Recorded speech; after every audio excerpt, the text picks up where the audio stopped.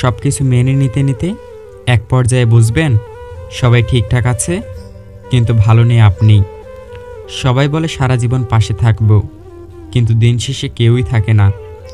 ছেলের লাশ নিতে এসে মা বললেন, সাহেব, উচ্চতায় 1 ইঞ্চি কম হলে তো আপনারা নেন না, তাহলে অর্ধেক লাশ কেমনে নিব আমি?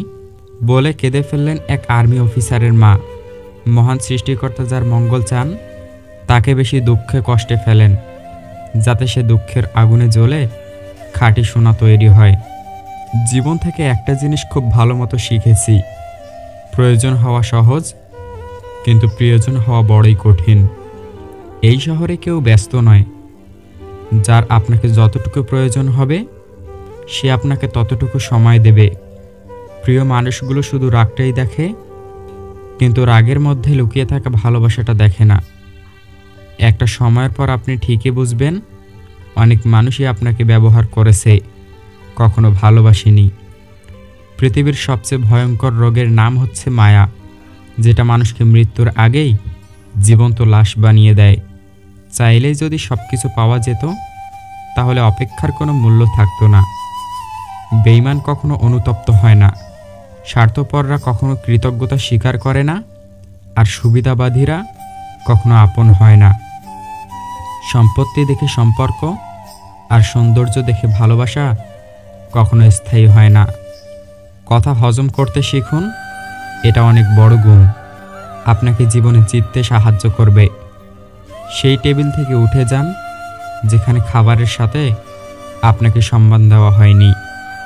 তারপরও যদি আপনি সেই খাবার খান তাহলে আপনার আত্মসম্মান নেই।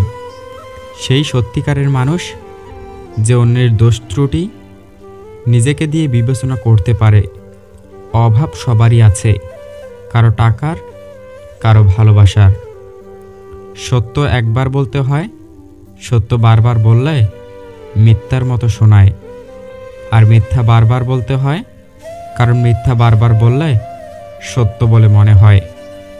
আপনার মুখে বলা কথার চেয়ে অধিক গুরুত্বপূর্ণ হলো আপনার কাজ। জীবনে এমন কিছু করুন যাতে লোক আপনার কথাতে নয়, আপনার কাজকে চান। শুধু মুখে বললেই হবে না যে আমি এটা করতে পারি, ওটা করতে পারি। যেটা আপনি করতে চান সেটা মুখে না বলে বাস্তবে তা রূপ দিন। আর এটাই জীবনের আসল সফলতা। বোকা মানুষগুলো হয়তো অন্যকে বিরক্ত করতে জানে, কিন্তু কখনো কাউকে ঠকাতে জানে না। জীবনে কিছু কিছু প্রশ্ন থাকে যার উত্তর কখনো মিলে না। কিছু কিছু ভুল থাকে যা শোধরানো যায় না, আর কিছু কিছু কষ্ট থাকে যা কাউকে বলা যায় না। আমি সবসময় নিজেকে সুখী ভাবি, কারণ আমি কখনো কারো কাছে কিছু প্রত্যাশা করি না।